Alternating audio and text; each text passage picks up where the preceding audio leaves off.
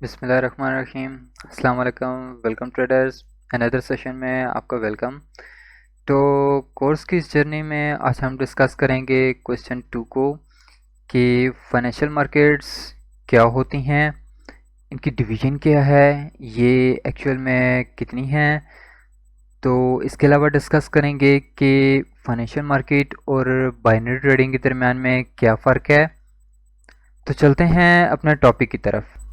तो दोस्तों, पहले नंबर पर हमारे पास आ जाती है बॉन्ड मार्केट। बॉन्ड मार्केट की बात करें तो ये जो है बहुत बड़ी मार्केट है। फाइनेंशियल मार्केट्स में बहुत बड़ी मार्केट इस वजह से है कि यहाँ पर बहुत बड़े बड़े इन्वेस्टर्स जो हैं इन्वेस्ट करते हैं, ईयरली बेसिस पर करते हैं। इसको कैपिटल मार्केट भी कहा जाता है। बहुत जो है लंबा होल्ड करते हैं, 30 इयर्स तक होल्ड करते हैं। एंड में जो है इनको बहुत अच्छा प्रॉफिट गेन होता है। ऐसा नहीं है कि बॉन्ड मार्केट जो है यहाँ पर कि इसके अंदर ईयरली बेसिस पर होल्ड करेंगे। यहाँ पर इन्वेस्टर बहुत बड़ा मार्जिन लेकर इन्वेस्ट करते हैं, चाहे वो किसी करेंसी के अंदर हो। हर कंट्रीज़ जो हैं प्रोवाइड करती हैं बॉन्ड मार्केट का सिस्टम। इनको फाइनेंशियली ट्रेड भी किया जा सकता है। अगर गवर्नमेंट को किसी प्रोजेक्ट को लॉन्च करना होता है और इनको इन्वेस्टमेंट की ज़रूरत पड़ती है तो डिफरेंट इन्वेस्टर्स जो कि इनकी कंट्री में अवेल होते हैं। हाँ, इंटरनेशनल लेवल पर बॉन्ड्स भी ट्रेड किए जाते हैं, होल्ड किए जाते हैं। बॉन्ड्स के अंदर इंटरनेशनल ब्रोकर्स के थ्रू भी इन्वेस्ट किया जाता है, बट यहाँ की पॉलिसीज़ डिफरेंट होती हैं। तो जैसे गवर्नमेंट को ज़रूरत पड़ती है किसी प्रोजेक्ट के लिए इन्वेस्टमेंट की तो वो हायर्स करते हैं, वो कंपनी से कांटेक्ट करते हैं, या फिर जो है यहाँ पर जितने इन्वेस्टर्स होते हैं डिफरेंट प्लेसेस से उठकर इनके अंदर इन्वेस्ट करते हैं गवर्नमेंट के साथ। तो वो गवर्नमेंट का प्रोजेक्ट अब जितना लंबा चलता है उस हिसाब से बाद में जो प्रॉफिट गेन होता है। गवर्नमेंट के अलावा बहुत सी कंपनीज, म्यूनसिपल कमेटीज़ भी बॉन्ड्स लॉन्च करती हैं। जैसे इनको प्रोजेक्ट लॉन्च करना होता है, इनको इन्वेस्टमेंट की ज़रूरत पड़ती है, डिफरेंट इन्वेस्टर्स हायर करते हैं और ये इन्वेस्टर्स के ऊपर डिपेंड करता है कि वो कितने अमाउंट जो है इनके साथ इन्वेस्ट करते हैं। ये लिमिट होती है बॉन्ड्स की, उतना होल्ड करते हैं, उसके बाद इन्हें बहुत अच्छा प्रॉफिट गेन होता है। और मोस्टली जो बॉन्ड ट्रेडर्स हैं, बॉन्ड में इन्वेस्ट करते हैं, इनको अच्छे से अच्छा प्रॉफिट गेन होता है। अगर आप यूएस, यूके या यूरोपियन कंट्री से बिलोंग करते हैं तो फेडेलिटी और यहाँ पर इंटरेक्टिव ब्रोकर्स जो हैं बहुत अच्छे ब्रोकर्स हैं। इनकी फीसेस भी कम होती है और मोस्ट लॉन्ग टर्म के लिए भी इनके अंदर होल्ड किया जाता है। और मोस्टली जो है पॉपुलेशन इनके अंदर मिलती है, बहुत ज़्यादा ट्रैफिक होती है जो इन्वेस्ट करके बैठे हुए हैं। बहुत बड़े बड़े इन्वेस्टर्स होते हैं जो कि डॉलर की करेंसीज़ में और डिफरेंट करेंसीज़ के ऑप्शंस भी इनके अंदर अवेल होते हैं। उनके अंदर ये इन्वेस्ट करते हैं और बहुत लॉन्ग टर्म होल्ड करते हैं बॉन्ड्स को। इसके अलावा ई ट्रेड का ब्रोकर भी बहुत परफेक्ट हैं। इनकी फीसेस, इनकी क्वालिटीज़ और इनका साथ चलने का जितनी पॉलिसीज़ हैं वो बहुत अच्छी हैं। इनके कैलकुलेशन और जितना भी यील्डिंग सिस्टम है बहुत अच्छा डेटा प्रोवाइड करते हैं ई ट्रेड्स भी। अगर मैं यूके की बात करूं तो जो इंटरैक्टिव ब्रोकर है बहुत ही परफेक्ट है इन्वेस्टमेंट के लिए, लॉन्ग टर्म चलने के लिए। इनकी पॉलिसीज़ बहुत अच्छी हैं, बहुत अच्छा कोऑपरेटिव सिस्टम है और गवर्नमेंट सिस्टम से ये बहुत अच्छे तरीके से लाइसेंस हैं। इनकी रेगुलेटरी अथॉरिटीज़ के साथ बहुत ही लीगल फ्रेमवर्क प्रोवाइड करते हैं।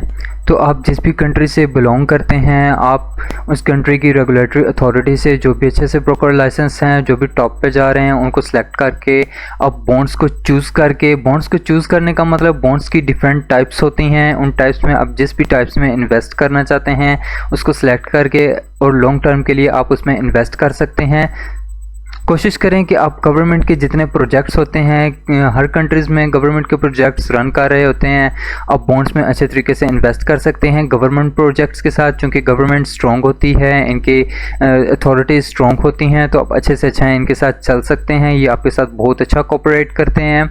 तो कोशिश करें कि गवर्नमेंट बॉन्ड्स के साथ इन्वेस्ट करें। हाँ, जो लोकल कंपनीज होती हैं जब ये डेप्थ में होती हैं तो भी इनको बॉन्ड्स की बहुत ज़्यादा ज़रूरत होती है।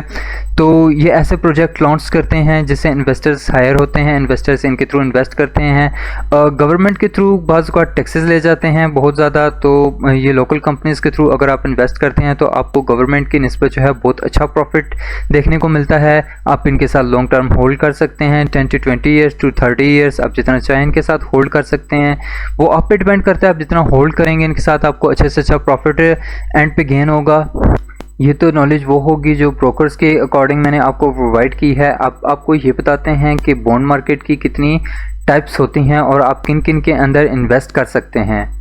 तो ट्रेडर्स यहाँ पर डिस्कस करते हैं बॉन्ड मार्केट की पहली कैटेगरी इंटरनेशनल बॉन्ड्स को, कि इंटरनेशनल बॉन्ड्स क्या होते हैं, कौन सा ब्रोकर है जिनके थ्रू इंटरनेशनल बॉन्ड में इन्वेस्ट कर सकते हैं, इसके अंदर रिस्क पोटेंशियल कितना होता है। अगर आप यूके में रहते हैं और आप इंटरैक्टिव ब्रोकर को यूज़ करते हैं इंटरनेशनल बॉन्ड्स बाय करने के लिए, अगर आप यूके में रहते हुए अमेरिकन बॉन्ड्स बाय करने जाते हैं और यूके की जो करेंसी है जीबीपी है, ब्रिटिश पाउंड है, और उसके अलावा जो अमेरिकन करेंसी है यूएस डॉलर है, यूनाइटेड स्टेट्स डॉलर है, तो अब जो जीबीपी है, ब्रिटिश पाउंड है, वो बड़ी करेंसी है और जो यूएसडी है, अमेरिकन डॉलर है, वो छोटी करेंसी है। यहाँ पर अगर आप ऐसी कंट्री से बिलोंग करते हैं जिसकी करेंसी बड़ी हो, हायर हो, और आप ऐसी कंट्री में इन्वेस्ट करना चाहते हैं जिसकी करेंसी जो है लोअर हो, तो यहाँ पर आपको सबसे पहला रिस्क ये होगा कि आप अगर उनका उतार चढ़ाव होता है इकोनॉमी के ऊपर, तो अगर उनकी इकोनॉमी थोड़ा सा लटखा जाती है या फिर जिस भी गवर्नमेंट सिस्टम के थ्रू आप इंटरनेशनल बॉन्ड में इन्वेस्ट कर रहे हैं वो प्रोजेक्ट फुल होने से कंप्लीट नहीं होता, तो आपको जो है लॉस माइनर लेवल पे होगा, इतना बड़ा लॉस नहीं होगा क्योंकि आप ऐसी कंट्री से इन्वेस्ट कर रहे हैं जिसकी करेंसी बड़ी है। और इसके अलावा अगर आप ऐसी कंट्री से बिलोंग करते हैं, मिसाल के तौर पे कि अगर आप अमेरिका में हैं यूएसडी, और अगर आप यूरोपियन कंट्रीज़ के बॉन्ड्स में इन्वेस्ट करना चाहते हैं तो यूरोपियन करेंसी जो है बड़ी है, यूरो यूएसडी, तो यहाँ पर अगर आपको जो लॉस होगा तो बहुत पोटेंशियल के साथ लॉस होगा अगर वो प्रोजेक्ट फुलफ़िल नहीं होता। अदरवाइज़ अगर वो फुलफिल प्रोजेक्ट हो जाता है, प्रॉफिटेबल हो जाता है, जिस भी प्रोजेक्ट के थ्रू आप इन्वेस्ट करते हैं, इन्वेस्ट करना चाहते हैं, एनालिसिस मस्ट है, एनालिसिस बहुत मस्ट है। अगर वो फुलफ़िल हो जाता है तो आपको प्रॉफिट का पोटेंशियल बहुत ज़्यादा देखने को मिलेगा क्योंकि आप एक ऐसी कंट्री में बैठे हुए हैं, एक ऐसी कंट्री जो कि अमेरिका है, और आप वहाँ पर इन्वेस्ट कर रहे हैं जो कि बड़ी करेंसी आपको दे रही है, वहाँ पर प्रॉफिट का पोटेंशियल भी बहुत ज़्यादा होगा। जैसे ये छोटा सा रिस्क होता है, इसके अलावा इंटरेस्ट रेट्स का थोड़ा सा रिस्क हो जाता है, स्वैप्स का थोड़ा सा रिस्क हो जाता है बॉन्ड्स में, तो यहाँ पर थोड़े टैक्सेस भी चार्ज हो जाते हैं जब आप लीगल वेज में बैठे हुए इन्वेस्ट कर रहे होते हैं। एक और फ़ायदा ये होता है कि डाइवर्सिफिकेशन, यानी कि आपका बहुत ज़्यादा जो है यहाँ पर इन्फ्लुएंस हो जाती है, इनकम पोटेंशियल आपका बहुत ज़्यादा होता है, वोलेटिलिटी तो बहुत ज़्यादा होती है यहाँ पर करेंसीज के कन्वर्जन में। अगर आप बड़ी करेंसीज में बिलोंग करते हैं, ऐसी कंट्री से बिलोंग करते हैं जिसकी करेंसी बड़ी है और ऐसी कंट्री में इन्वेस्ट कर रहे हैं जिसकी करेंसी उसकी निस्बत छोटी है, तो आपको प्रॉफिट पोटेंशियल में थोड़ा सा डिफरेंस नज़र आएगा, यहाँ पर वोलेटिलिटी में थोड़ा सा डिफरेंस नज़र आएगा। उसके अलावा रिस्क में अगर हायर कॉस्ट की बात करें तो अगर आप यहाँ पर ऐसी कंट्री से बिलोंग करते हैं जिसकी करेंसी जो है लोअर लेवल की है, जैसे आप अमेरिका में हैं और आप यूरोपियन कंट्री में इन्वेस्ट करते हैं, तो आपको वहाँ पर जो एंट्री फीसेस प्रोवाइड करनी पड़ेंगी वो थोड़ा सा हायर हो जाएंगी, वहाँ पर थोड़ा सा ज़्यादा एंट्री फीस आपको देनी पड़ेगी। तो इंटरनेशनल बॉन्ड्स में इन्वेस्ट करने के लिए सबसे सेफ़ यही है कि आप ऐसी कंट्री से बिलोंग करें जहां पर जिसकी करेंसी बड़ी हो, और आप ऐसी कंट्री में इन्वेस्ट करें, ऐसी कंट्रीज़ के बॉन्ड्स को बाय करें जिसकी करेंसी जो है उसकी निस्बत जिस कंट्री में आप रह रहे हैं लोअर हो। अगर आप ब्रिटिश पाउंड को ऐसी कंट्री से बिलोंग करते हैं जिसकी करेंसी जो है ब्रिटिश पाउंड है, मैं यूके की बात कर रहा हूँ, और आप ऐसी कंट्रीज़ के बॉन्ड को बाय करते हैं जो कि अमेरिकन डॉलर में है, तो ये आपके लिए बहुत परफेक्ट है। डाइवर्सिफिकेशन इसकी जो है वैसे ही हो जाती है, बहुत बड़ी अपॉर्चुनिटी आपको मिल जाती है इंटरनेशनल बॉन्ड बाय करने की। और यहाँ पर एक और चीज़ ये है कि इससे पहले एनालिसिस बहुत ज़रूरी है कि कंट्री की इकोनॉमीज़ कैसे वर्क कर रही हैं। यहाँ पर आपको इंडाइसिस को देखना पड़ता है, चूँकि इंडाइसेस रिप्रेजेंट करते हैं इकोनॉमी को। तो ये था हमारे पास बॉन्ड मार्केट की पहली कैटेगरी इंटरनेशनल बॉन्ड। आगे चलते हैं नेक्स्ट कैटेगरी को, इसको स्टडी करते हैं, इसके ऊपर डिस्कशन करते हैं कि ये क्या होती है और ये कैटेगरी कौन सी है। तो बॉन्ड मार्केट की दूसरी कैटेगरी है गवर्नमेंट बॉन्ड्स।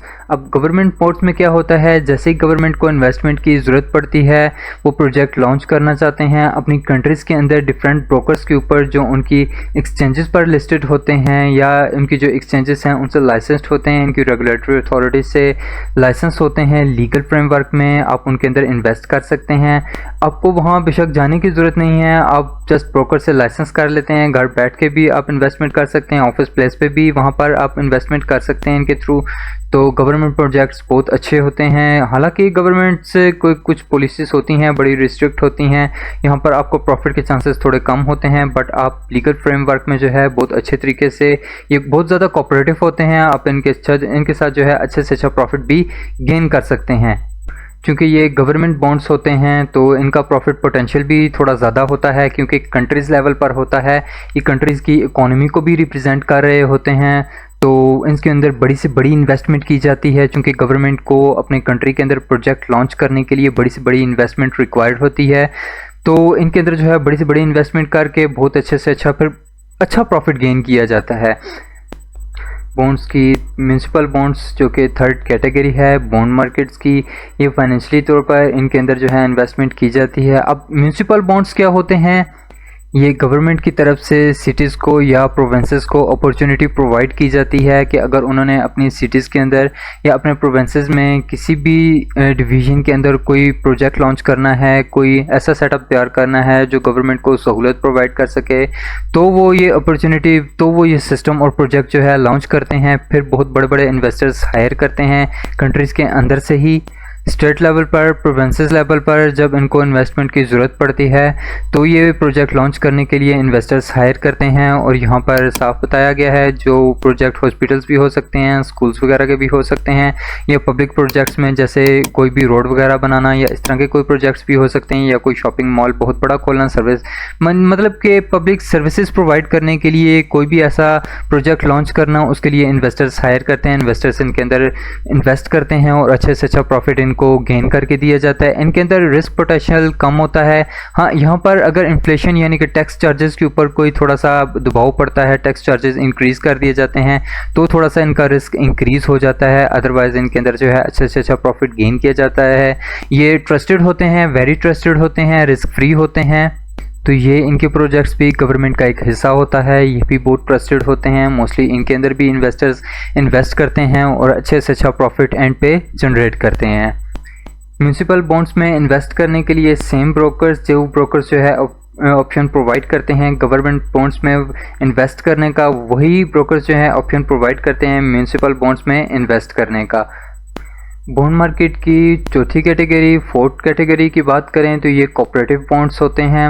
अब कोऑपरेटिव बॉन्ड्स में क्या होता है, जितनी भी कंट्रीज़ के अंदर कंपनीज होती हैं, जब ये डेप्थ में होती हैं, या फिर वो कंट्रीज़ जिनको लोन की ज़रूरत होती है, या फिर वो कंट्रीज़ जो बेशक डेप्थ में ना हो लेकिन अच्छा प्रोजेक्ट उनको मिल जाता है लॉन्च करने के लिए, उनको इन्वेस्टमेंट की ज़रूरत होती है, तो वो कंट्रीज़ के अंदर से डिफरेंट इन्वेस्टर्स हायर करते हैं और उन इन्वेस्टर्स के पैसे को यूज़ करते हुए प्रोजेक्ट को फुलफ़िल करते हैं।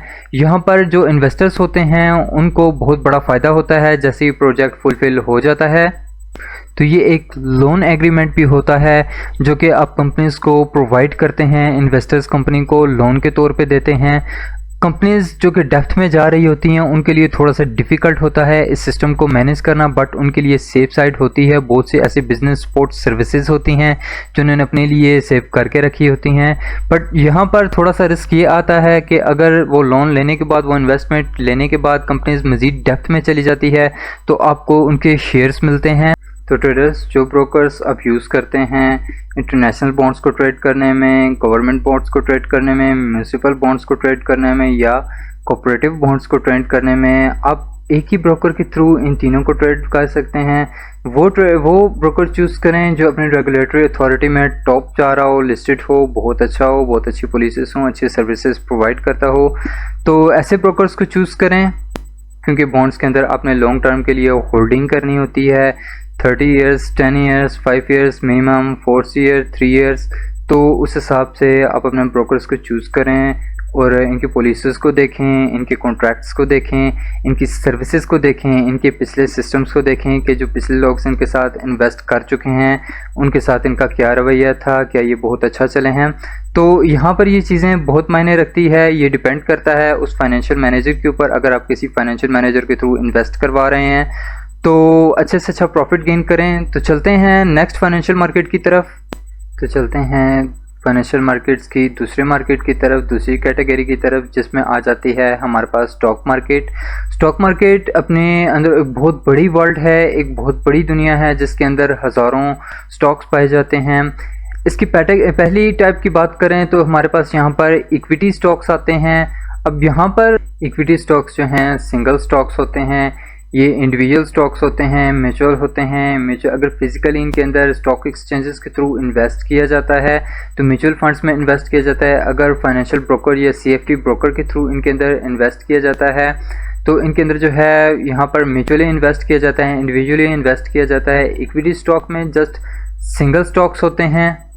तो मैं एक्सचेंज ब्रोकर यूज़ करता हूँ ट्रेडिंग पर्पज़ के लिए। इसके थ्रू मैं स्टॉक्स में भी यहाँ पे इन्वेस्ट करता हूँ, ट्रेड करता हूँ, क्योंकि ये फ्यूचर कॉन्ट्रैक्ट्स प्रोवाइड करते हैं मुझे। मैं स्टॉक्स, इक्विटी स्टॉक्स में भी यहाँ पर ट्रेडिंग करता हूँ, इंडाइसेस स्टॉक्स में भी ट्रेडिंग करता हूँ। तो चलते हैं, देखते हैं यहाँ पर कि हमारे पास यहाँ पर कौन से इक्विटी स्टॉक्स लिस्टेड हैं। तो जैसे मैं प्लस के ऑप्शन पे क्लिक करता हूँ, यहाँ पर मेरे सामने ऑप्शन आ जाता है कि इंस्ट्रूमेंट्स चूज़ करें, इनकी कैटेगरी सेक्शन चूज़ करें। तो यहाँ पर मैं स्टॉक्स के ऊपर क्लिक कर देता हूँ। जैसे मैं स्टॉक्स के ऊपर क्लिक करता हूँ तो मेरे पास इंडिविजुअल स्टॉक्स आ जाते हैं, जैसा कि एप्पल हो गया, AABV हो गया, AMD हो गया।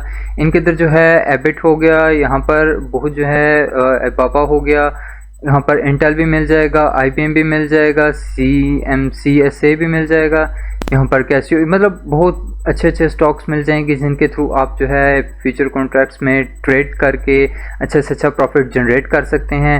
और इनकी सबसे बड़ी अपॉर्चुनिटी ये है कि अगर आप यहाँ पर ट्रेडिंग नहीं जानते हैं, फ्यूचर कॉन्ट्रैक्ट्स के अंदर आपको मुश्किल लगता है कि ट्रेड करना है तो बाइंग सेलिंग करना, आप इसके अंदर हेजिंग कर सकते हैं। बट यहाँ पर हेजिंग के लिए आपको एक ऐसा सिस्टम चाहिए जिसके थ्रू आप अच्छे से अच्छा प्रॉफिट गेन कर सकें।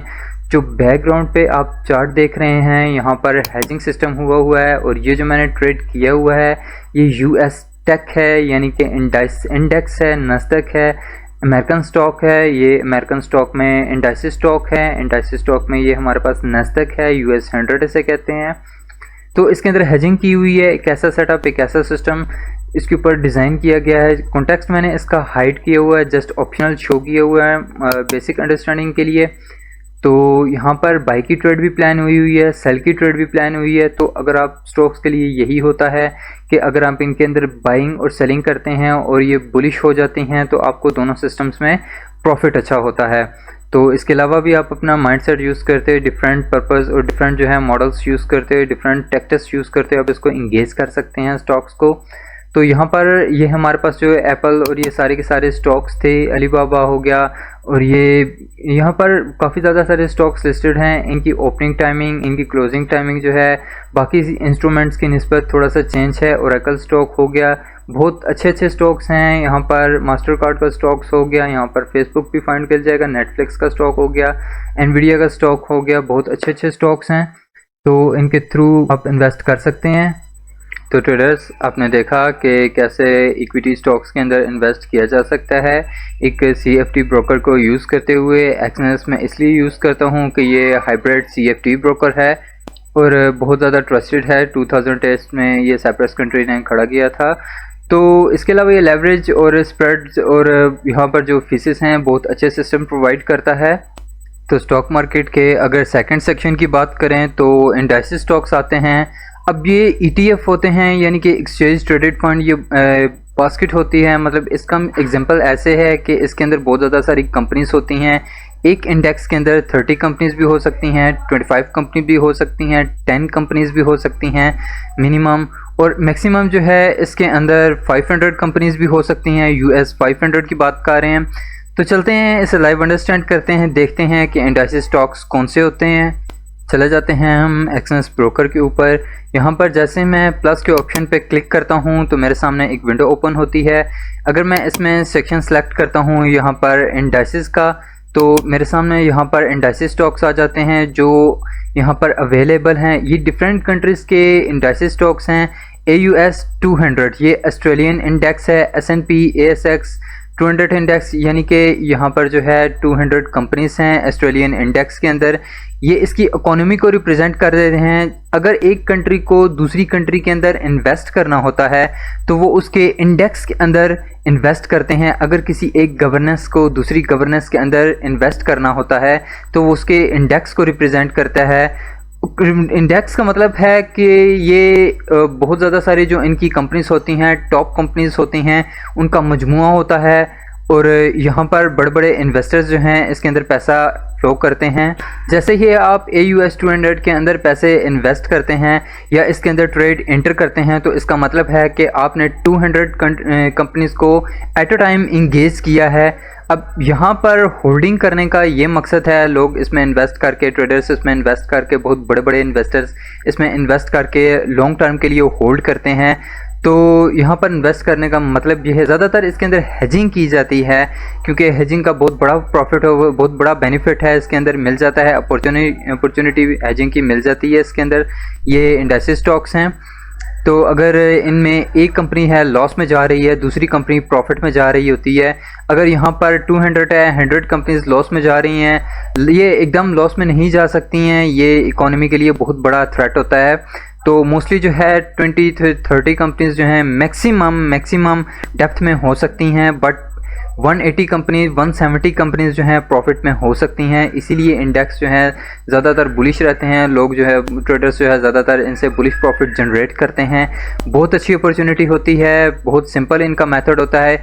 ये सारा डेटा जो है वर्ल्ड बैंक प्रोवाइड करता है। अब वर्ल्ड बैंक ये डेटा हमें कैंडलस्टिक की फॉर्म में प्रोवाइड करता है, इसके ऊपर ट्रेडर्स एनालिसिस करते हैं, इन्वेस्टर्स एनालिसिस करते हैं और बहुत अच्छे तरीके से एंट्री लेके, बहुत अच्छे की रेशोज़ के ऊपर एंट्री लेके, अच्छी स्ट्राइक प्राइसेस के ऊपर एंट्री लेके अच्छे से अच्छा प्रॉफिट जनरेट करते हैं। नेक्स्ट इंडेक्स की बात करें, DE30, ये जर्मन का इंडेक्स है, इसके अंदर 30 कंपनीज आ जाती हैं। DXY US डॉलर इंडेक्स, ये मोस्ट पॉपुलर इंडेक्स है। यहाँ पर मोस्ट जो ज़्यादातर डॉलर के अगेंस्ट पेयर्स घूम रहे होते हैं, ट्रेड किए जाते हैं, जैसा कि यूरो USD, GBP USD या फिर USD JPY, या फिर अगर गोल्ड की बात करें XAU USD या सिल्वर की बात करें XAG USD। तो इनको ट्रेड करने के लिए एक दफ़ा DXY की एनालिसिस की जाती है। ये डॉलर का इंडेक्स है, डॉलर ऊपर जाता है तो इसके ओपोनेंट जितनी भी बेस करेंसीज होती हैं या माइनर करेंसीज होती हैं, जैसा कि USD JPY माइनर करेंसीज होती हैं, वो इनके ओपोनेंट्स में मूव करती हैं। तो यहाँ पर आप इसे ट्रेड व्यू के ऊपर भी सर्च कर सकते हैं, ट्रेड व्यू के ऊपर भी इसकी न्यूज़ेस वगैरह देख सकते हैं, एनालिसिस कर सकते हैं। न्यूज़ बाकायदा जो वो वेबसाइट्स जैसे फॉरेक्स फैक्ट्री हो गया, FX बुक हो गया, उसके ऊपर भी जाकर यहाँ पर इसकी न्यूज़ेस देख सकते हैं। इसके अकॉर्डिंग बहुत बड़े बड़े इम्पैक्ट आते हैं। CPI रिलीज़ होती है, FOMC NFP, इसको देखना लाजमी है, और 10 पॉइंट को देखना लाजमी है, एक वो हो गया। तो आगे चलते हैं FR40 फ्रांस 40 इंडेक्स, ये फ्रांस का इंडेक्स है, 40 कंपनीज होती हैं इसके अंदर। HK50 हांगकॉन्ग, ये जापानीज़ इंडेक्स है, इसके अंदर 50 जो है कंपनीज हैं। JP225 ये जापानीज़ का अगला इंडेक्स है, JP225, यहाँ पर 225 कंपनीज हैं इस इंडेक्स के अंदर। इसके अंदर जो भी इन्वेस्ट करता है उसका मतलब है कि उसने 225 कंपनीज के अंदर इन्वेस्ट किया हुआ है। यहाँ पर स्टॉक्स की बात करें तो यहाँ पर यूरो स्टॉक्स का ये इंडेक्स है, 50 इसके अंदर जो है यहाँ पर कंपनीज हैं। UK 100 की बात करें तो ये बरतानिया का इंडेक्स है, यहाँ पर जो है इसके अंदर 100 कंपनीज हैं। और इसके बाद यहाँ पर मोस्टली डॉ जोन्स की बात करें, US 30 भी आ जाता है आगे, ये डॉ जोन्स है।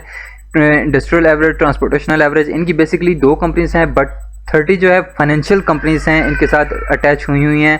जैसा कि फाइनेंशियल कंपनीज यानी कि बैंक्स वगैरह हो गए और फाइनेंशियल अथॉरिटीज़ होगी जो मनी हैंडलिंग करती हैं एक कंट्री के अंदर। इसके अलावा US 500 हो गया, US 500 के अंदर 500 कंपनीज आ जाती हैं। अगर आप इसके अंदर जो है इन्वेस्ट करते हैं तो उसका मतलब है आपने 500 कंपनीज के अंदर इन्वेस्ट किया हुआ है। ये बहुत बड़ा पूल होता है एक बास्केट के अंदर। US Tech, US 100, नैस्डैक, यहाँ पर जो है ये 100 कंपनीज आ जाती हैं स्टॉक एक्सचेंज, और जो है इसका यहाँ पर आप इसे जैसे ही इंगेज करते हैं तो आप इसकी 100 कंपनीज के अंदर यहाँ पर इन्वेस्ट करते हैं। ये बहुत पावरफुल इंडेक्स हैं। नैस्डैक हो गया, DE30 डॉ जोन्स हो गया, यहाँ पर इसके अलावा DXY को बहुत ज़्यादा एनालिसिस किया जाता है, यहाँ पर DE30 को भी बहुत ज़्यादा ट्रेड किया जाता है, JP225 को भी ट्रेड किया जाता है। तो मोस्टली जो है इंडाइसेस ट्रेड किए जाते हैं। यहाँ पर स्टॉक मार्केट को जो ट्रेड करते हैं फ्यूचर कॉन्ट्रैक्ट्स को यूज़ करते हुए, स्वैप कॉन्ट्रैक्ट्स को यूज़ करते हुए तो एक्सचेंज ब्रोकर हमें इस तरह की अपॉर्चुनिटी प्रोवाइड करता है कि हम यहाँ पर अदर कंट्रीज़ में बैठ के अदर कंट्रीज़ के इंडाइसेस ट्रेड कर सकते हैं। ये स्टॉक मार्केट का हिस्सा है। ये स्टॉक मार्केट का सेकंड सेक्शन इंडाइसेस स्टॉक्स होते हैं जो कि बहुत पावरफुल होते हैं, जो एक कंट्री की इकोनॉमी को भी रिप्रेजेंट करते हैं। अगर यहाँ पर जैसे यूके को इन्वेस्ट करना है अमेरिका में, तो वो इसका अमेरिकन इंडेक्स देखेगा, DXY को देखेगा, US डॉलर इंडेक्स। इसके इंडेक्स को देख के एनालिसिस करके, हालांकि इसके अंदर फीसेस बहुत ज़्यादा होती हैं, ए क्रेडिट इन्वेस्टर्स यानी कि बड़े बड़े इन्वेस्टर्स बैठे हुए होते हैं, लेकिन फिर भी इसके अंदर इन्वेस्ट किया जाता है। तो यहाँ पर आपको पता चल गया कि ये इंडाइसेस क्या होते हैं। इंडाइसेस को ट्रेड किया जा सकता है CFD ब्रोकर के थ्रू। CFD ब्रोकर, CFD का मतलब है कॉन्ट्रैक्ट फॉर डिफरेंस, यानी कि आप किसी इंडेक्स का शेयर बाय नहीं करते, जबकि उसकी प्राइस के ऊपर आप स्पेकुलेशन करते हैं कि प्राइस बाय जाएगी या सेल जाएगी। अगर आप किसी सिस्टम के अंदर, किसी पेयर के अंदर या किसी इंडेक्स के अंदर या किसी इक्विटी स्टॉक इंडेक्स के अंदर ट्रेड इंटर करते हैं, तो इसका मतलब है कि आपने उसके शेयर्स बाय नहीं किए, आपने जस्ट उसकी प्राइस के ऊपर स्पेकुलेशन की है कि वो बाय जाएगी या सेल जाएगी। आप शेयर होल्डर नहीं बन जाते इनकी पॉलिसीज़ के अकॉर्डिंग। तो यहाँ पर जो है इनकी पॉलिसीज़ हैं CFD, इसीलिए कहा जाता है इसे ET भी कहा जाता है, इलेक्ट्रॉनिक ट्रेडिंग ब्रोकर्स भी कहा जाता है। तो यहाँ पर ये ब्रोकर्स हमें अपॉर्चुनिटी प्रोवाइड करते हैं कि हम अदर कंट्रीज़ में अदर कंट्रीज़ के इंडाइसेस भी ट्रेड कर सकते हैं, अदर कंट्रीज़ के स्टॉक्स भी ट्रेड कर सकते हैं, और अदर कंट्रीज़ के बहुत ज़्यादा जो है, हाँ फीसेस इनकी थोड़ी सी ज़्यादा हो सकती हैं, स्टॉक्स की फीसें थोड़ी सी ज़्यादा होती हैं, इक्विटी स्टॉक्स की बहुत ज़्यादा होती हैं। तो अभी इंडाइसेस स्टॉक्स के लिए इतना ही। आने वाले सेशन में हम डिस्कस करेंगे कि फंडिंग्स क्या होती हैं, म्यूचुअल फंड्स क्या होते हैं, ETF फंड्स क्या होते हैं, हेज फंड्स क्या होते हैं, इनका काम क्या होता है, ये किस तरह ऑपरेट होते हैं। इसके अलावा स्टॉक मार्केट और बॉन्ड मार्केट को कैपिटल मार्केट भी कहा जाता है। कैपिटल मार्केट इस वजह से कहा जाता है कि इसमें यहाँ पर बड़े बड़े इन्वेस्टर्स इन्वेस्ट भी कर सकते हैं। ट्रेडर्स के अलावा इन्वेस्टर्स भी होते हैं जो कि लॉन्ग टर्म के लिए होल्डिंग भी करते हैं। नेक्स्ट हम डिस्कस करते हैं कि फाइनेंशियल मार्केट्स में जो थर्ड कैटेगरी है इसकी फॉरेक्स, ये करेंसी मार्केट्स होती हैं। फॉरेन एक्सचेंज मार्केट इसका पूरा नाम है, इसे FX मार्केट शॉर्टकट भी कहा जाता है। इसमें करेंसीज आ जाती हैं डिफरेंट कंट्रीज़ की जो ब्रोकर से लिस्टेड होती हैं।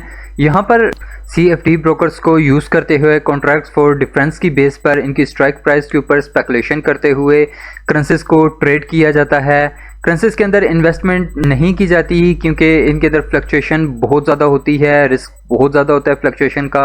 हाँ, अक्सर जो है कंट्रीज़ अगर उनके ब्रोकर स्पॉट कॉन्ट्रैक्ट्स का ऑप्शन प्रोवाइड करते हैं तो स्पॉट कॉन्ट्रैक्ट्स के अंदर भी करेंसीज में ट्रेड किया जाता है, पोजीशन होल्ड की जाती है, बट मोस्टली जो है इनको फ्यूचर कॉन्ट्रैक्ट्स के थ्रू ट्रेड किया जाता है, यानी कि बाइंग भी की जा सकती है, सेलिंग भी की जा सकती है। अगर फॉरेक्स मार्केट की ट्रांजैक्शन की बात करें तो बॉन्ड मार्केट और स्टॉक मार्केट की निस्बत जो फॉरेक्स मार्केट की ट्रांजैक्शन है डेली बेसिस पे इन दोनों से बहुत ज़्यादा है। हालांकि ईयरली बेसिस पर इसमें बहुत बड़े बड़े इन्वेस्टर्स जो हैं मनी फ्लो करते हैं, इन्वेस्ट करते हैं, स्टॉक मार्केट के अंदर भी इन्वेस्ट करते हैं, बट फॉरेक्स मार्केट के अंदर ट्रेडर्स इस कदर स्ट्रेंथ में बैठे हुए हैं, इस कदर जो है इसको ट्रेड किया जाता है करेंसीज को कि इसका एक दिन की ट्रांजैक्शन ट्रिलियंस में होती है, जबकि इन दोनों की ट्रांजैक्शन जो है ईयरली बेसिस पर होती है। इनके अंदर स्ट्रेंथ कम होती है, बट इनको भी ट्रेड किया जा सकता है। मोस्टली जो है फॉरेक्स को ट्रेड किया जाता है, कमोडिटीज़ को ट्रेड किया जाता है। अब फॉरेक्स में क्या क्या होता है, चलते हैं हमारे एक्सचेंज ब्रोकर पे। एक्सचेंज ब्रोकर पे शिफ्ट होने के बाद जैसे ही मैं यहाँ पर प्लस के ऑप्शन पे क्लिक करता हूँ और मैं सेक्शन सेलेक्ट करता हूँ, यहाँ पर मेजर्स का, यहाँ पर दो ऑप्शंस हैं, एक मेजर का ऑप्शन है, एक माइनर का ऑप्शंस है। पहले चलते हैं मेजर को अंडरस्टैंड करते हैं। जैसे ही मैं मेजर के ऑप्शंस पे क्लिक करता हूँ तो मेरे पास वो करेंसीज जो मोस्टली ट्रेड की जाती हैं, अदर कंट्रीज़ में बैठ के अदर कंट्रीज़ की करेंसीज को ट्रेड किया जा सकता है इस CFD ब्रोकर को यूज़ करते हुए, हाइब्रिड ब्रोकर को यूज़ करते हुए। ये नॉन डीलिंग डेस्क है एक्सचेंज ब्रोकर, जहां पर सबसे पहली जो करेंसी है AUD USD है, यानी कि ऑस्ट्रेलियन डॉलर और अमेरिकन डॉलर। अभी यहाँ पर जो बेस करेंसी है ऑस्ट्रेलियन डॉलर है, अब जो माइनर करेंसी है, छोटी करेंसी है, यहाँ पर अमेरिकन डॉलर है। ये दोनों ओपोनेंट्स में है। अगर AUD ऊपर जाएगा बुलिश होगा तो USD बेरिश होगा। अगर आपने USD के अगेंस्ट कोई पेयर जो है ट्रेड करना है, आपको DXY US डॉलर इंडेक्स को एनालिसिस करना होगा। अगर डॉलर इंडेक्स ऊपर जा रहा है तो इसका मतलब है कि डिमांड स्ट्रॉन्ग है, सप्लाई वीक है, और यहाँ पर जो है बुलिश है, डॉलर बुलिश है, तो AUD जो है बेरिश होगा। अब अगला पेयर है उसकी बात करें यूरो USD। इसमें यूरो एक पेयर है, दूसरी करेंसी है हमारे पास USD डॉलर। अब यूरो यहाँ पर बेस करेंसी बड़ी करेंसी है, डॉलर यहाँ पर स्मॉल करेंसी छोटी करेंसी है। अगर यूरो ऊपर जाएगा तो डॉलर नीचे जाएगा। इसी तरह ये GBP USD है, ब्रिटिश पाउंड बरतानिया का पाउंड, ये UK की करेंसी है, और ये अमेरिकन डॉलर है। अगर यहाँ पर GBP ऊपर जाएगा तो इसी तरह यहाँ पर अमेरिकन डॉलर नीचे जाएगा। अब मोस्टली यहाँ पर वो पेयर्स दिए गए हैं जो डॉलर के अगेंस्ट हैं, क्योंकि मोस्टली वो पेयर्स ट्रेड किए जाते हैं जो डॉलर के अगेंस्ट होते हैं। डॉलर के ऊपर बहुत बड़ा इम्पैक्ट होता है, डॉलर का बहुत ज़्यादा जो है इंटरनेशनल लेवल पर भी ये मोस्ट यूजेबल करेंसी मानी जाती है। यहाँ पर देखें तो USD कैड आ जाती है। अब USD कैड में अमेरिकन डॉलर है और कैनेडियन डॉलर है। अमेरिकन डॉलर बेस करेंसी यानी कि बड़ी करेंसी है, कैनेडियन डॉलर अब छोटी करेंसी है। अगर कोई इम्पैक्ट आता है अमेरिकन डॉलर के ऊपर और नेगेटिव इम्पैक्ट आता है यानी कि डॉलर गिरने वाला है, अमेरिकन डॉलर गिरने वाला है, तो इसका मतलब है कि ये जो है बेरिश होगा, USD कैड बेरिश होगा, कैनेडियन डॉलर ऊपर जाएगा। तो यहाँ पर जो है USD डॉलर जो है USD में नीचे जाएगा। अगर USD CHF की बात करें तो यहाँ पर चाइनीज, यहाँ पर ये जो है स्विस फ्रैंक जो है ये करेंसी है, अमेरिकन डॉलर है और स्विस फ्रैंक का यहाँ पे करेंसी है। अगर डॉलर स्ट्रॉन्ग होगा ऊपर जाएगा तो स्विस फ्रैंक का ये करेंसी नीचे जाएगी, फ्रैंक्स नीचे जाएंगे। और यहाँ पर अगर USD JPY की बात करें तो डॉलर जो है अमेरिकन करेंसी है USD, और यहाँ पर JPY जो है जापानीज येन्स हैं। ये जापानीज येन्स यानी कि उनकी करेंसी के ओपोनेंट में है। यहाँ पर अमेरिकन डॉलर बड़ी करेंसी है, जापानीज येन्स स्मॉल करेंसी है। अगर यहाँ पर बेस करेंसी अमेरिकन डॉलर ऊपर जाएगा तो जापानीज येन जो है नीचे जाएगा। अब यहाँ पर एक स्ट्रेटजी आपको बता देता हूँ कि अगर आपको लगता है कि डॉलर पे नेगेटिव इम्पैक्ट आने वाला है या कोई ऐसी न्यूज़ रिलीज़ होने वाली है जहाँ पर इन्फ्लेशन रेट कट यानी कि सप्लाई स्ट्रॉन्ग हो चुकी है, डिमांड वीक हो चुकी है, तो डॉलर गिरने वाला है। अगर डॉलर गिरने वाला है तो जो पेयर्स डॉलर के ओपोनेंट में है यानी कि AUD USD, euro USD, GBP USD, NZD USD, अब ये 1 2 3 4 पेयर जो है एक स्विंग पॉइंट से बाय कर सकते हैं, एक स्पेशल कीज साइकोलॉजी लेवल से बाय कर सकते हैं, स्ट्राइक प्राइस पे बाय कर सकते हैं। एनालिसिस बहुत मस्ट है, बाय कर सकते हैं। इसका मतलब है कि अगर डॉलर गिरेगा तो ये चारों के चारों गठे ऊपर जाएंगे। रिस्क मैनेजमेंट को फॉलो करते हुए, अच्छे लॉट्स को यूज़ करते हुए, अपने मार्जिन को देखते हुए चारों के चारों पेयर्स आप बाय कर सकते हैं। जैसे डॉलर गिरेगा चारों के अंदर जो इम्पैक्ट आएगा, बुलिश इम्पैक्ट आएगा, ये ऊपर जाएंगे, डॉलर नीचे जाएगा। आप अगठा जो है ये एक टैक्टिस है, अगठा जो है इन चारों के अंदर प्रॉफिट जनरेट कर सकते हैं। इसी तरह जिन पेयर्स के अंदर डॉलर बड़ी करेंसी है, अमेरिकन डॉलर बड़ी करेंसी है, USD CHF, USD CAD, USD JPY, यहाँ पर अगर इन्फ्लेशन रेट या ऐसी न्यूज़ रिलीज़ हो जाती है जहाँ पर इन्फ्लेशन CPI की बात कर रहा हूँ, तो अगर यहाँ पर इन्फ्लेशन जो है इंक्रीज़ कर दी जाती है, टैक्स रेट जो है बढ़ा दिए जाते हैं। मेरी वीडियोस पड़ी हुई हैं कि इन्फ्लेशन को कैसे ट्रेड किया जाता है, वो मैंने आपके साथ शेयर की थी। तो यहाँ पर जो है अगर इन्फ्लेशन को बढ़ा दिया जाता है तो इसका मतलब है कि डॉलर स्ट्रॉन्ग हो चुका है, डिमांड स्ट्रॉन्ग हो चुकी है अमेरिका में, और सप्लाई जो है वीक हो चुकी है। यहाँ पर सप्लाई का ब्रेकआउट होने वाला है। तो अब यहाँ पर जो है बेरिश एंट्री प्लान कर सकते हैं। अब यहाँ पर आप इन पेयर्स के अंदर जो 1 2 3 4 पेयर के अंदर जो है बेरिश एंट्री प्लान कर सकते हैं।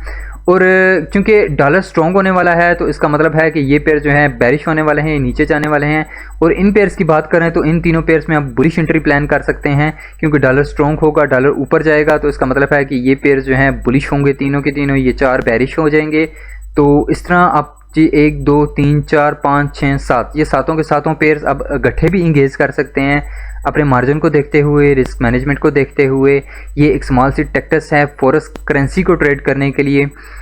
तो यहाँ पर ये माइनस सेक्शन था, अभी हम बात, ये मेजर सेक्शन था, अभी हम माइनर सेक्शन की बात करते हैं।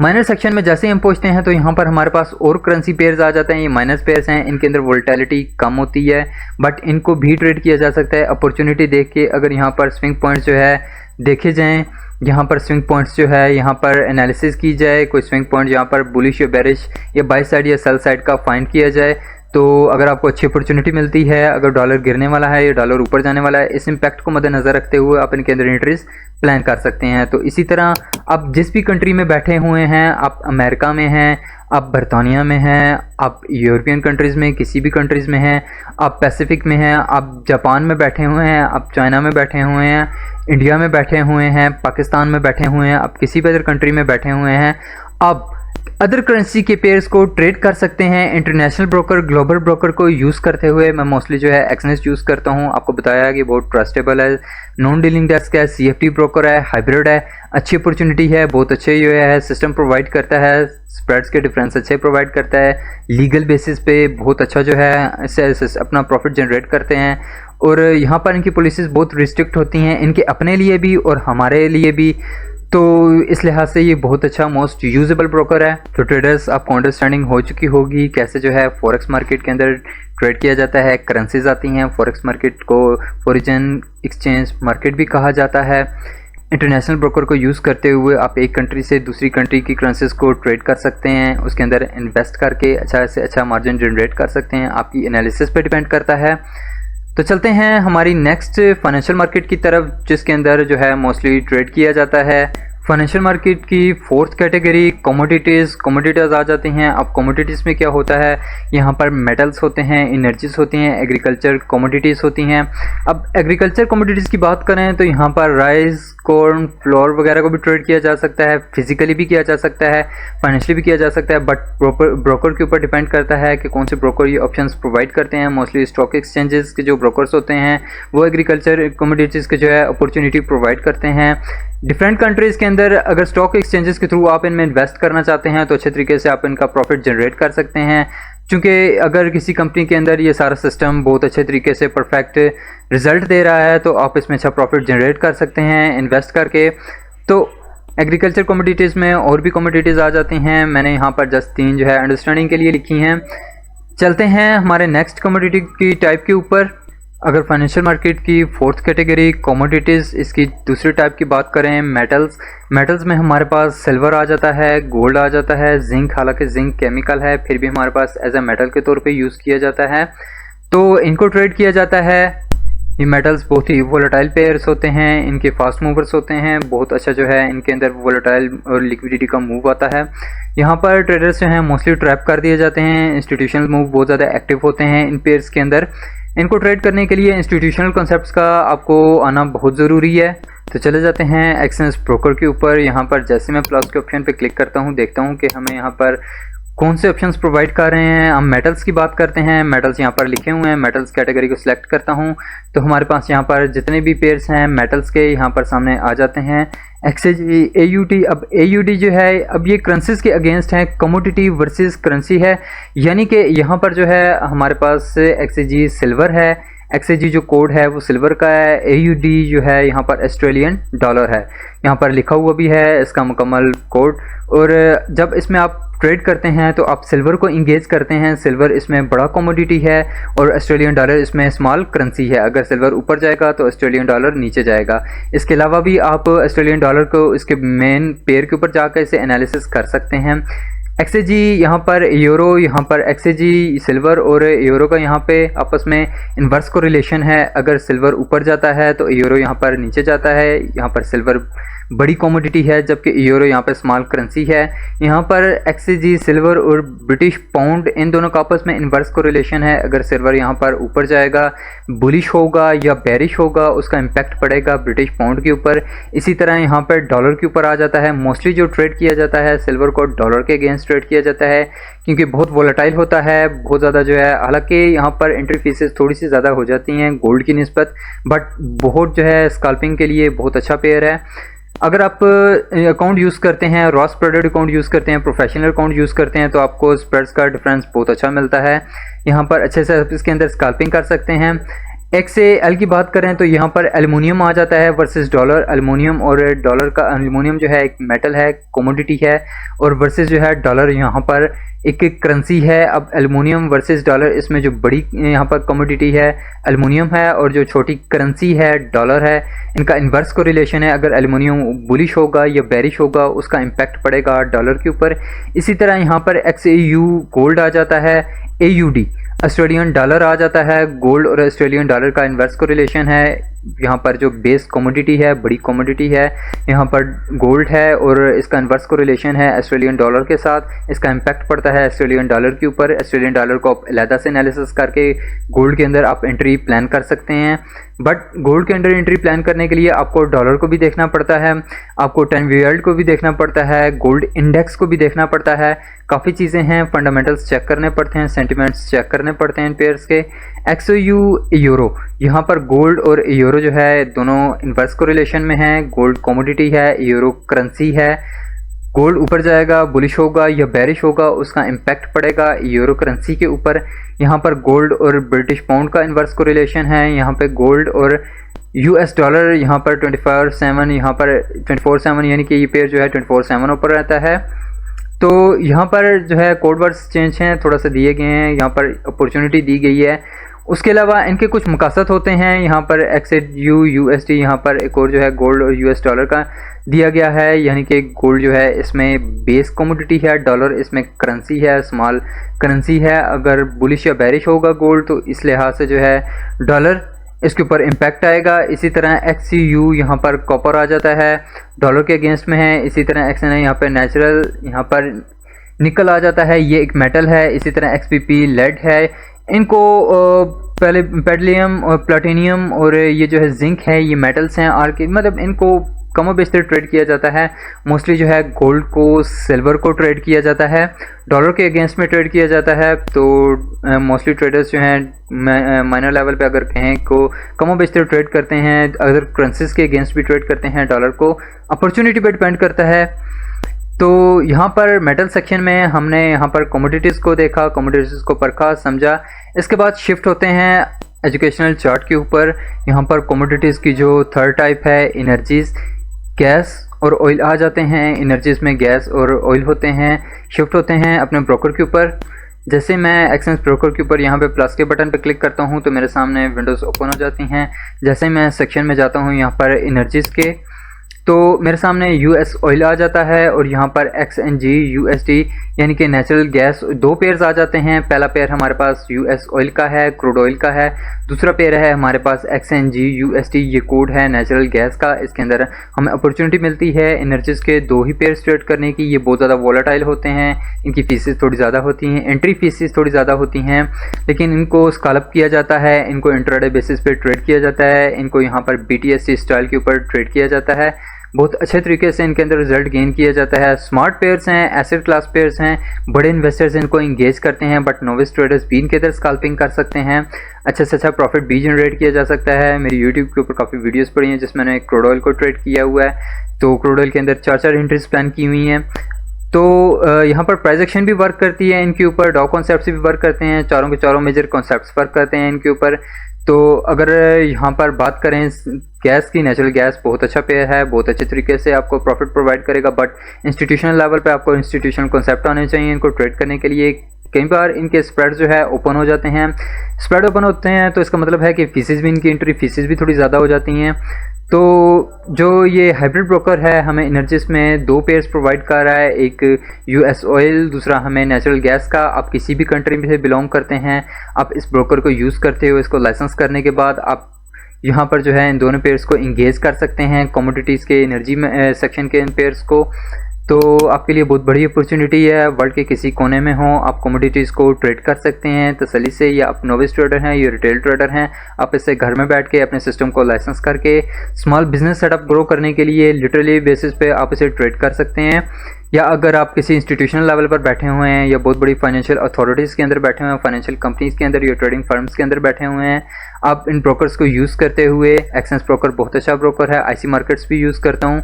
तो आने वाले सेशंस में मैं आपको बताऊंगा कि आपकी ट्रेडिंग बेस क्या होनी चाहिए, जिसके ऊपर आप, जिससे अगर आप ज़रा सा भी दाएं बाएं हिलते हैं आप लड़खड़ा जाएंगे। मोस्टली ट्रेडर्स का यही क्वेश्चन होता है कि यार हम कौन सा ब्रोकर यूज़ करें, हम कौन सा एक्सचेंज यूज़ करें, हम फॉरेक्स ट्रेड करें कि हम क्रिप्टो ट्रेड करें, हम ट्रेड करें, हम कहाँ से ट्रेडिंग स्टार्ट करें, तो कौन सी स्ट्रैटेजी है जो बहुत प्रॉफिटेबल होती है। नहीं, स्ट्रैटेजीज़ के ऊपर डिपेंड नहीं करना, यहाँ पर स्ट्रैटेजीज़ जो हैं फेल करा देती हैं।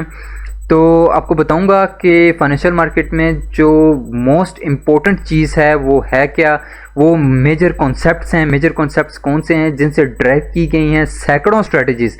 कोई मूविंग एवरेज बना बना के अपना चैनल चमकाने की कोशिश कर रहा है, जो कोई वॉल्यूम के ऊपर एनालिसिस करके आपको बताने की कोशिश कर रहा है, कोई यहाँ पर जो है इंट्राडे बेसिस पर स्विंग पॉइंट्स और ब्रेकआउट्स बताकर आपको बताने की कोशिश कर रहा है, कोई MSNR बता रहा है, कोई यहाँ पर आपको BBMA की स्ट्रेटजी बता रहा है। तो ये स्ट्रेटजी से बचिए और यहाँ पर वो सीखिए जो एक्चुअल में चल रहा है। ये कहाँ से ड्राइव की जाती हैं, इनकी बेसिस क्या हैं, ये कहाँ से थ्रू होती हैं, ये किसने यहाँ पर लगाई हैं।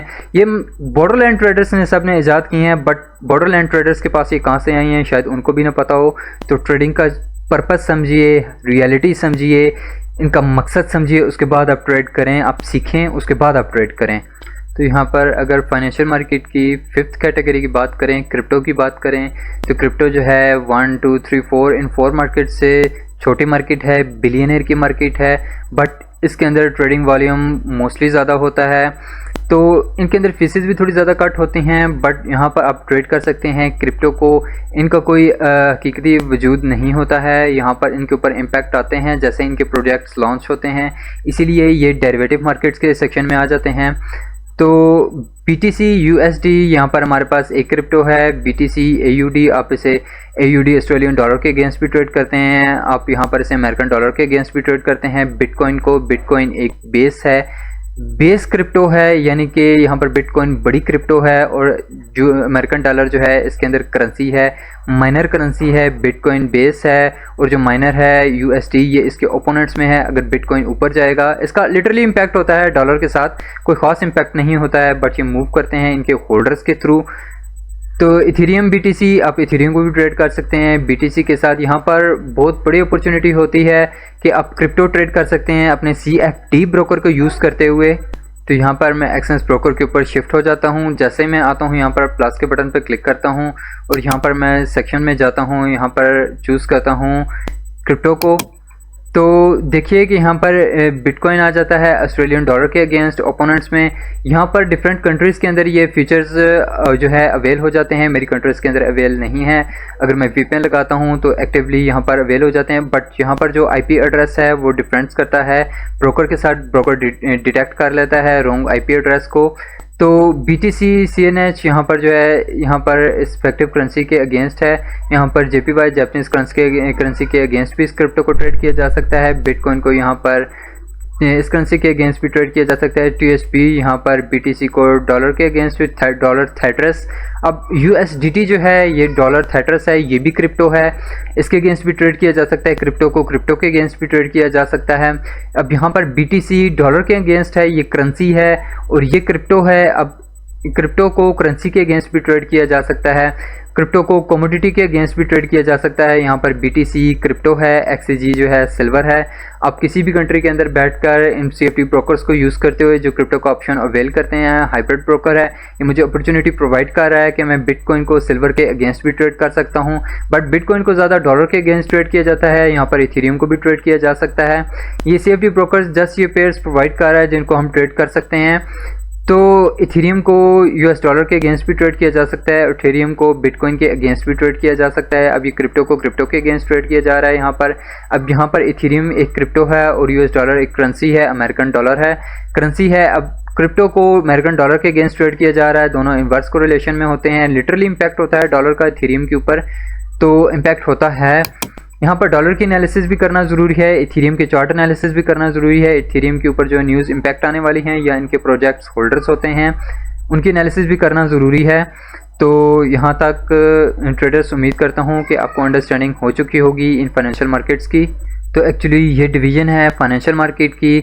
आज हमने स्टडी किया कि फाइनेंशियल मार्केट्स क्या होती हैं और इनकी डिवीज़न क्या होती है चैप्टर 1 के इस क्वेश्चन 2 में, जिसमें पहले हमने स्टडी किया बॉन्ड मार्केट्स को फाइनेंशियली इनको ट्रेड किया जा सकता है। इंटरेक्टिव ब्रोकर का मैंने आपको बताया कि आप उसके थ्रू इंटरनेशनल बॉन्ड्स को भी ट्रेड कर सकते हैं। एक कंट्री में रहते हुए अदर कंट्री के बॉन्ड्स में भी इन्वेस्ट कर सकते हैं, गवर्नमेंट बॉन्ड्स में भी इन्वेस्ट कर सकते हैं आप इंटरेक्टिव ब्रोकर के अलावा भी। और जो आपकी कंट्री से लाइसेंस है, रेगुलेटेड है, टॉप ब्रोकर है, आप उसको यूज़ करते हुए गवर्नमेंट प्रोजेक्ट्स में आप इन्वेस्ट कर सकते हैं, अच्छे से अच्छा प्रॉफिट गेन कर सकते हैं। म्यूनिसिपल बॉन्ड्स के अंदर आप इन्वेस्ट कर सकते हैं, कोऑपरेटिव बॉन्ड्स के अंदर आप इन्वेस्ट कर सकते हैं। अगर कोई कंपनी डेप्थ में है या कोई कंपनी प्रोजेक्ट को फुलफिल करना चाहती है, आप उस कंपनी के थ्रू अपनी इन्वेस्टमेंट करें और अच्छे से अच्छा प्रॉफिट जनरेट करें। अगर यहाँ पर स्टॉक मार्केट की बात करें तो स्टॉक मार्केट की दो टाइप्स होती हैं, एक इक्विटी स्टॉक्स होते हैं, इंडाइसिस स्टॉक्स होते हैं। इक्विटी स्टॉक्स जो होते हैं यहाँ पर सिंगुलर स्टॉक्स होते हैं, जैसा कि एप्पल हो गया, फेसबुक हो गया, मेटा हो गया, IBM हो गया, इंटेल हो गया। तो ये मेजर स्टॉक्स होते हैं, मेजर स्टॉक्स के अंदर इन्वेस्ट किया जाता है, ट्रेड भी किया जाता है। यहाँ पर ये म्यूचुअल फंडिंग में अगर फिजिकल इन्वेस्ट की बात करें तो यहाँ पर म्यूचुअल फंडिंग में इन्वेस्ट किया जाता है। ये इंडिविजुअल होते हैं, इन इंडिविजुअल कंपनीज़ के अंदर ही इन्वेस्ट किया जाता है। उतार चढ़ाव इनके अंदर बहुत ज़्यादा होता है, मोस्टली ज़्यादातर ये बुलिश भी रहते हैं। अगर कोई अच्छा प्रोजेक्ट देख रहे हैं आप, इनकी एनालिसिस करें, फंडामेंटल एनालिसिस चेक करें कि अगर किसी एप्पल की कंपनी ने बहुत अच्छा प्रोजेक्ट जो है लॉन्च करने वाली है तो इसका मतलब है कि इसके यहाँ पर चार्ट बुलिश रहेगा, बहुत अच्छा सिस्टम जो है, बहुत अच्छा प्रॉफिट आप इनसे गेन कर सकते हैं। इंडाइसेस की बात करें तो ये ETF होते हैं, मनी मार्केट स्पिन को कहा जाता है। ETF इस तरह के यहाँ पर एक इंडेक्स के अंदर जो है 100 कंपनीज भी हो सकती हैं, 10 कंपनीज भी हो सकती हैं एक इंडेक्स के अंदर। जैसे US 100 है, नेस्डैक है, इसके अंदर जो है 100 कंपनीज होती हैं। आप जब इसके अंदर ट्रेड करते हैं तो इसका मतलब है आप 100 कंपनीज के साथ ट्रेड कर रहे हैं, 100 कंपनीज के अंदर जो है पैसा फ्लो कर रहे हैं। फीसेज इनकी इतनी ज़्यादा नहीं होती हैं, इक्विटी स्टॉक्स की बहुत ज़्यादा होती हैं। बड़े लॉट्स अगर 1 लॉट 2 लॉट यूज़ करते हैं तो आपको $1000 फीस पे करनी पड़ती है। यहाँ पर अगर फॉरेक्स की बात करें तो फॉरेन एक्सचेंज मार्केट इसका नाम है, इसे FX मार्केट भी शॉर्टकट कहा जाता है। ये करेंसी मार्केट्स होती है, इसके अंदर आप एक हाइब्रिड ब्रोकर को, एक CFD ब्रोकर को यूज़ करते हुए यहाँ पर यूरो USD को ट्रेड कर सकते हैं, USD JPY को ट्रेड कर सकते हैं, USD CAD को ट्रेड कर सकते हैं। एक कंट्री में बैठे हुए अदर कंट्री की करेंसीज के अंदर आप इन्वेस्टमेंट जो है ट्रेड कर सकते हैं।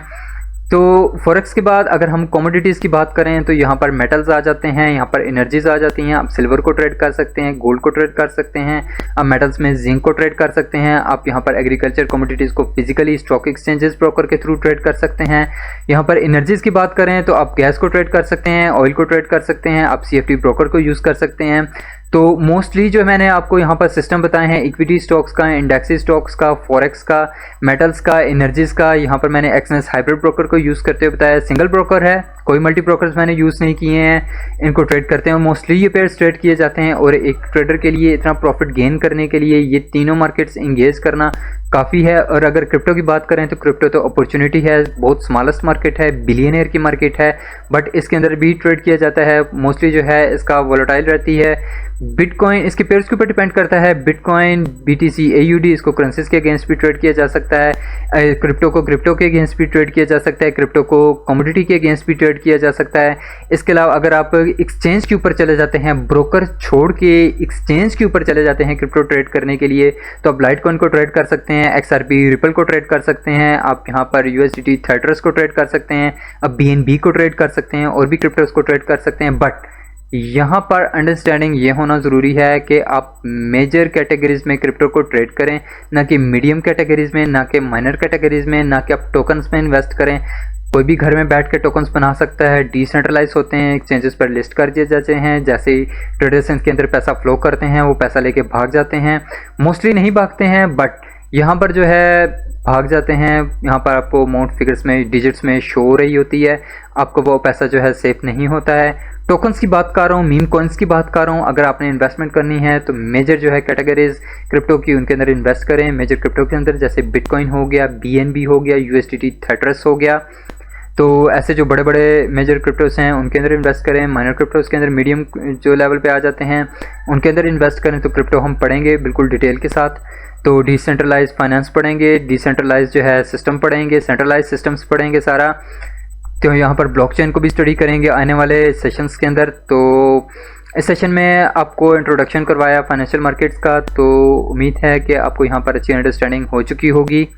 उसके अलावा ट्रेडर्स, अगर आप इंस्टीट्यूशनल डिस्प्लेसमेंट मॉडल जो कि इंस्टीट्यूशनल थिंकिंग के ऊपर डेवलप किया गया है, लिंक मेरी डिस्क्रिप्शन में दे दिया गया है, आप वो कोर्स बाय करें, उसको अंडरस्टैंड करें, उसको समझें। वहाँ पर उसके कोर कॉन्सेप्ट्स, ब्लूप्रिंट्स बताए गए हैं, आप उनके अकॉर्डिंग ट्रेड करके अच्छा प्रॉफिट जनरेट कर सकते हैं। वो हकीकत है, रियलिटी है। बस थोड़ा सा आपको बाय करना पड़ेगा और आपका जो है वारे न्यारे हो जाएंगे। यहाँ पर ये आपके लिए बहुत परफेक्ट रहेगा। तो इस कोर्स के अंदर जो है आपको लाइव स्कैल्पिंग करके बताई गई है। इस कोर्स के अंदर जो है आपको पीडीएफ फाइल दी जाएगी जिसके अंदर बारीकी के साथ आपको बताया जाएगा कि ये कॉन्सेप्ट्स क्या होते हैं, कैसे वर्क करते हैं, ये मॉडल जो है कैसे वर्क करता है। ये वेरी फर्स्ट मॉडल है इंस्टीट्यूशनल कॉन्सेप्ट्स का। अगर आप इसे अंडरस्टैंड करते हैं, अगर आप इसे अंडरस्टैंड कर जाएंगे तो आप जो है इंस्टीट्यूशनल कॉन्सेप्ट को बाकी अंडरस्टैंडिंग करना आपके लिए बहुत आसान हो जाएगा। लिंक मेरी डिस्क्रिप्शन में है, वहाँ से आप इसे बाय करें, आप जो है यहाँ पर इसे लर्न करें और अच्छे से अच्छा प्रॉफिट जनरेट करें। लाइव इंट्राडे बेसिस पर लाइव स्कैल्पिंग भी करके बताई गई है। बिल्कुल जो चार्ट मैं डिज़ाइन करता हूँ ये मेरी लाइव बेसिस पर, मेरी लाइव वीडियोस के अंदर भी जो मैं लाइव स्कैल्पिंग कर रहा होता हूँ, जो चार्ट मैं डिज़ाइन कर रहा होता हूँ, मैं उसी के ऊपर जो है ट्रेड प्लान कर रहा होता हूँ, उसी के ऊपर लाइव ट्रेड भी ले रहा होता हूँ।